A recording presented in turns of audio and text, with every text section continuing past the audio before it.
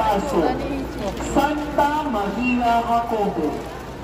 Suno sa mga mangit-alamon, ang babae sa Ebanghelyo na ginahambal na inoy ni Santiago, amo si Santa Maria Jacobo. May sa lingwahe ng Griego, ang ngalan ni Santiago na gatahulugan sa kakut.